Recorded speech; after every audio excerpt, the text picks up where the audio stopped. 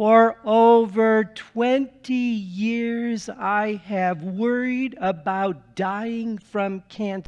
Every 6 months when I go in for my blood tests, I worry, has my cancer come back? Is the cancer returned? Am I going to have to do more surgery? Am I going to have to do chemotherapy again? Every scan is the same thing. Are they going to find my cancer? And just worrying for over 20 years. And I know I'm not alone because so many people have come to me who have had cancer and it's time for their blood tests or it's time for their scans and like, Father, pray for me. And so I was thinking about over 20 years I've worried about it, and then COVID happened. Now I have something else to worry about dying from. And so I thought, well, I'm just going to go look at this. I mean, how dangerous is COVID? What is my chances of dying from COVID? And the statistics scared me. Do you know to the number 3 killer in the United States? COVID is now the number 3 killer. And I'm thinking, oh my goodness, cancer is number 2, so I could die of either of those. And then I went to look at what is the number 1 killer in the United States? Heart disease. Oh my goodness, now I can die of a heart attack. So I have all these things to worry about. And then I'm thinking to myself, what's going on here? I'm spending so much time worrying about my dying that I'm not living. Spending so much time worrying about dying that I'm not living. Think about the fear of dying that we have lived under these last few months. Think about how that fear of dying controlled the decisions you made, controlled what you did or didn't do. Look at how the worry of the fear of dying kept you from living. And so the thought is, what is the point of living if we're going to be spending all our time worrying about dying? What is the point of living if we're going to be spending all our time worrying about dying? You see, our faith gives us an unshakable hope that Jesus can take us through this valley of death. Jesus can take us through this valley of death. That is our faith, is Jesus helps us to live no longer in fear of death.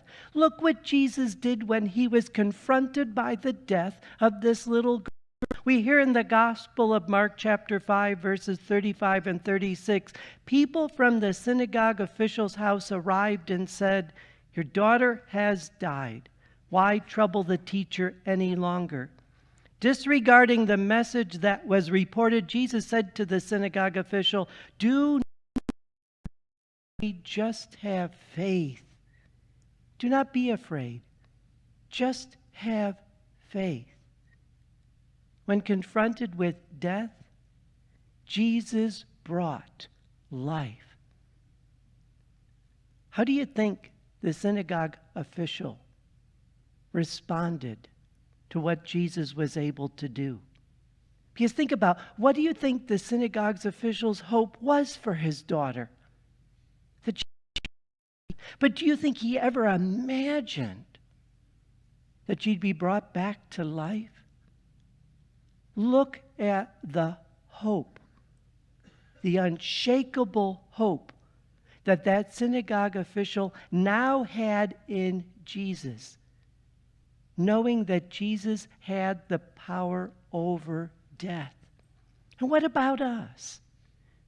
Think about those people you have loved in your life who have. What's your hope for them? What's your hope for those people in your life who have died? What do you want them to be experiencing right now? Think about those loved ones of yours who died a terrible death, maybe from cancer, that struggle, that pain. Aren't you hoping they're in a better place? That they're no longer suffering pain. Their scars are healed. The broken is fixed. Or how about just some loved ones who have died of old age? Isn't our hope that now the old will be made new in heaven? What is our hope for our loved ones who have died? Just take a moment right now and call to mind loved ones who have died. Just take a moment and call to mind loved ones who have died.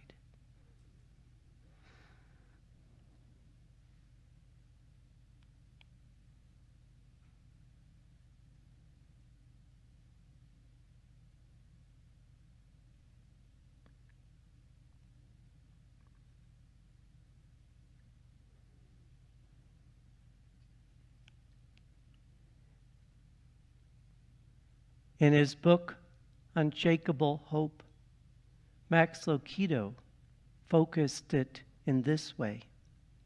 Jesus Christ rose from the dead, not to show you his power, but not just to show you his power, but also to reveal your path. He will lead you through the valley of death. Let this hope for tomorrow bring strength for today. The cemetery is less a place of loss and more a place of gain. The dead in Christ are to be mourned for sure, but they are also to be envied. Mourned for sure, but also to be envied. That's our faith, our unshakable hope that Jesus can bring life from death. So that's what our hope is for our loved ones who have died. But what about us? What hope do we have? Because the reality is we're still alive. And I have been at enough deathbeds in my 27 years as a priest that I love listening to the wishes of those who are dying, as they're saying to their loved ones how they want them to go on living. They don't want their death to bring a death to their loved ones that still remain. They want them to go on living. They want them to fight this fight while we can still fight it. They want us to run this race while we can still run it. That's our hope, to not let the fear of death destroy our life, but to continue to live our life with hope, to live our life with faith. Because God does not desire death. We hear in our first reading from the book of Wisdom, chapter 1, verse 13, and then chapter 2, verse 23. God did not make death, nor does he rejoice in the destruction of the living. For God formed humanity to be imperishable. That's our hope. God has prepared a place where the wounds will be healed. No more suffering. A place where there's no such thing as the broken. A place where the old will be made new. And knowing that can bring healing to our worries and our fears of death. And so the reality of our unshakable hope is, don't let death ruin our living. Don't let death ruin our living.